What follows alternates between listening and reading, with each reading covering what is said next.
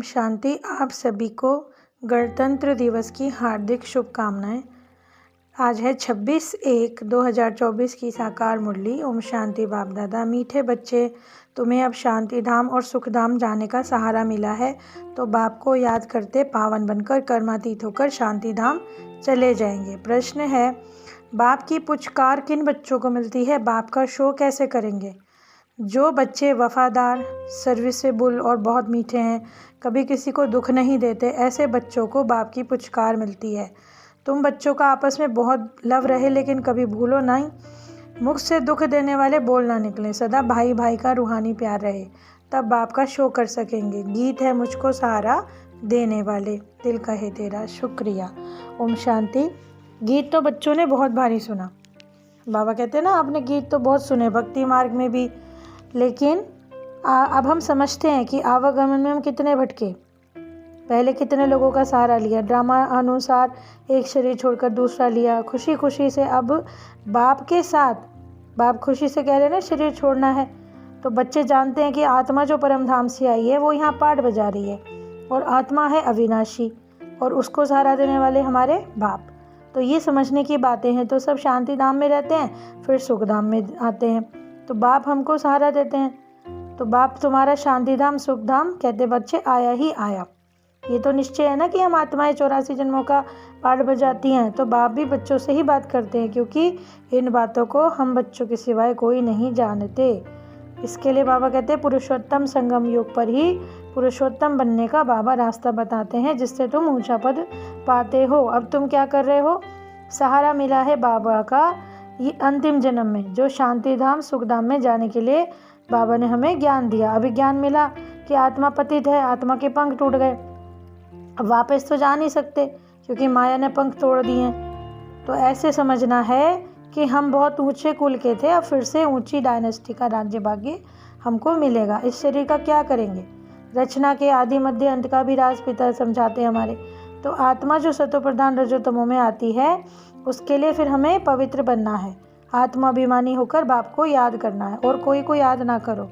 धन दौलत मकान आदि में बच्चों में बुद्धि गई तो पद कम हो जाता है, और फिर सजाएं भी खानी पड़ती हैं। तो अब बाबा कहते हैं पावन बनाने अगर बाप आए तो कितनी खुशी रहनी चाहिए, और दूसरों को भी कहने से इसका तीर लगता है, क्योंकि जिनकी बुद्धि अच्छी होती है, रिफ्रेश, तो कहते हैं ना, गीत है राम सुमीर प्रभात मोरे मन। भक्ति मार्ग में तो गाते हैं बाप का डायरेक्शन है, सवेरे उठकर मुझे याद करो।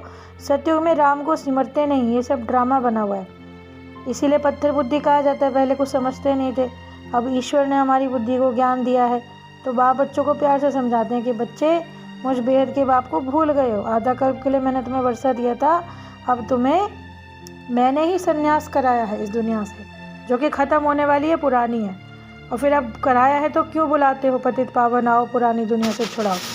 दुनिया में तो करोड़ों मनुष्य हैं, बाबा ने कहा ना, दुनिया में तो और भी मनुष्य हैं जो कहते हैं कि हे पतित पावन आओ, परंतु उनको उन सब बातों का पता नहीं। कालों के काल महाकाल को भी बुलाते हैं, तो बहुत धक्के खाए। बाबा कहते हैं तुमने भक्ति में धक्के ही खाए हैं। आधा कल्प चलती है भक्ति, तो उसको छोड़ने में लेकिन मेहनत है। लेकिन अगर कर्मातीत अवस्था को पाना है तो मेहनत करनी पड़े, और कल्प पहले मुआफिक सब विनाश हो जाना है। अभी तो कहते हैं ना रहने की भी जगह नहीं। अमेरिका में भी कहते हैं कि करोड़ों मनुष्य भूख में मरने वाले हैं, तो यदि लड़ाई लग भी जाए तो अनाज कहाँ से होएगा? तो वो भी बड़ी भयानक स्थिति होती है। जो भी सामान उनके पास होगा सब निकालेंगे, तो नेचुरल कैलेमिटीज़ भी तो मदद करेंगे। उनके पहले हमें कर्मातीत अवस्था को पाना है, क्योंकि बाप हमें खूबसूरत बनाते हैं। क्योंकि हम क्या बन गए थे? सांवरे। काम चिता पर बैठकर सांवरे बने, अब गोरा बनाते हैं बाबा। तो राम राज्य और रावण राज्य को हम क्रॉस कर दें। तो बाबा ने बताया पुरानी दुनिया का अंत है, जब बच्चे बुलाते हैं ना विनाश होना है, गायन भी है मरुआ मोक शिकार, लेकिन बाप की श्रीमत पर यदि नहीं चले तो खुशी हो नहीं सकती। अब हम बाबा के क्या है? शक्ति दल शिव शक्तियाँ। फिर तुम प्रजापिता ब्रह्मा कुमार कुमारियाँ भी हो, शिव के बच्चे भाई बहन भी हो। तो बाप बैठकर आत्माओं को ही समझाते हैं, आत्मा ही शरीर द्वारा सब कुछ करती है। आत्मा कहेगी हमने इस शरीर से इस आत्मा के शरीर को मारा। बच्चे पत्रों में लिखते हैं हम आत्मा ने शरीर द्वारा भूल की। मेल्स के लिए तो बहुत सहज है, मुंबई में सुबह को घूमने फिरने जाते हैं। बाबा की महिमा करते रहो, बाबा कमाल है आपकी।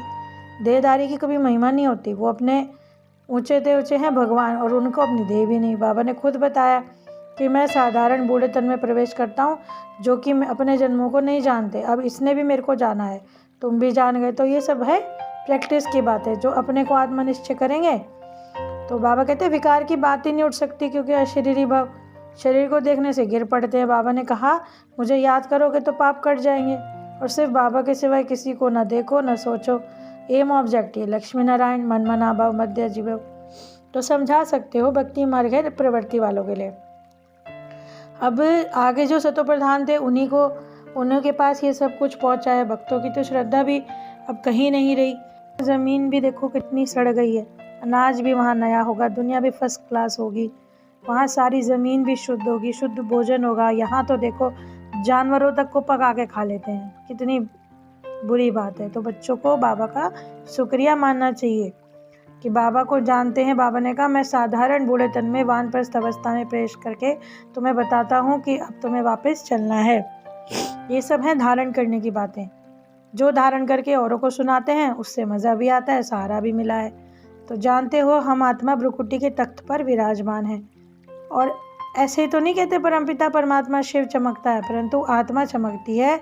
आत्मा भाई भाई कहते हैं ना, हिंदुस्तानी पाकिस्तानी सब भाई भाई, परंतु भाई का अर्थ नहीं समझते। बाबा ने बतलाया ना कि जब हम देही अभिमानी होकर आत्मिक दृष्टि से देखेंगे तो भाई भाई की दृष्टि पक्की हो जाएगी। तो बाबा कहते हैं इस समय तो बच्चों को आपस में शीरखंड होकर चलना है। देह अभिमान में ही तंग हो जाते हो, 21 जन्म शीरखंड होकर चलो। अगर कोई उल्टा अक्षर मुख से निकल जाए तो बाबा से कहो सॉरी। बाबा का फरमान है ना, बहुत मीठा होकर रहना है, कभी किसी को दुख मत देना। सिपाही की सर्विस है सच्ची, तो किसी को भी मारना पड़ता है, मिलिट्री वालों को लड़ाई भी करनी, तो आत्मा समझकर मेरे को याद करो तो बेड़ा पार हो जाएगा। इसमें आशीर्वाद आदि की कोई बात नहीं।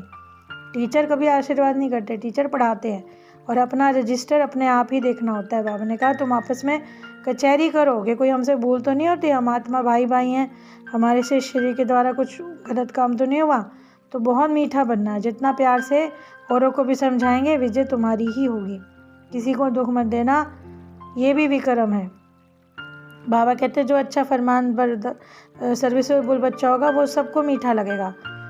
तो बाबा कहते हैं ना, वो दूसरे को भी नहीं देना चाहते, वो कहते हैं हम इस बच्चे को किसी को नहीं देंगे। तो ये बड़ा आदमी है, ऐसे तो बहुत नुकसान करते हैं उल्टा सुल्टा काम करके, दोष तो समाचार आता है ना, ये बीड़ी नहीं छोड़ता, ये नहीं करता। तो बाबा कहते हैं तुम्हें योग बल से विश्व को पावन बनाना है तो तुम ये काम नहीं कर सकते। यानी बाबा जो अविनाशी सर्जन है उनको याद करेंगे तो सब दुख दूर हो जाएंगे। फिर बाबा ने याद प्यार दिया, मीठे मीठे सीखे लदे बच्चों प्रति माता पिता बाप दादा का याद प्यार और गुड मॉर्निंग। रूहानी बाप की रूहानी बच्चों को नमस्ते। हम रूहानी बच्चों की रूहानी माता पिता बाप दादा को याद प्यार, गुड मॉर्निंग और नमस्ते नमस्ते। शुक्रिया बाबा, शुक्रिया। धारणा के लिए मुख्य सार है देह अभिमान में आकर एक दो को तंग नहीं करना, हर बात में राज़ी रहना, कभी चुगली नहीं लगानी, किसी को दुख नहीं देना, आपस में बहुत मीठा शीरखंड होकर रहना है। सवेरे उठकर बाप से प्यार से याद करना है, अपने आप से बातें करनी है, विचार सागर मंथन करते बाबा का शुक्रिया मानना है।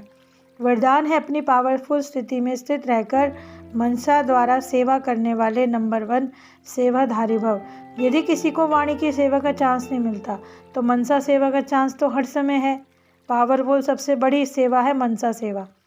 वाणी की सेवा सहज है, लेकिन मनसा के लिए पहले अपने आप को पावरफुल बनाना पड़ता है। वाणी की सेवा स्थिति ऊपर नीचे होते हुए भी कर लेंगे, लेकिन मनसा सेवा ऐसे नहीं हो सकती। तो अपनी श्रेष्ठ स्थिति द्वारा सेवा करते हैं वही नंबर 1 सेवाधारी फुल मार्क्स ले सकते हैं। स्लोगन है लौकिक कार्य करते अलौकिकता का अनुभव करना ही सरेंडर होना है। यानी हम जो भी कार्य करें उसको अलौकिक तरह से जोड़ दें। जैसे हम बाबा की याद में जो वो कार्य करेंगे तो वो अलौकिक हो जाएगा। तो अव्यक्ति साइलेंस द्वारा डबल लाइट वरिष्ठ स्थिति का अनुभव है।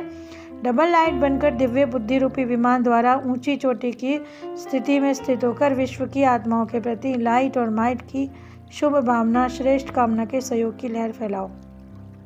इस विमान में बाप दादा की रिफाइंड श्रेष्ठ मत का साधन यानी पेट्रोल हो, उसमें जरा भी मनमत पर मत का किचड़ा ना हो। तो आज की इतनी ज्ञानवर्धक मुरली के लिए बाबा का शुक्रिया। ओम शांति।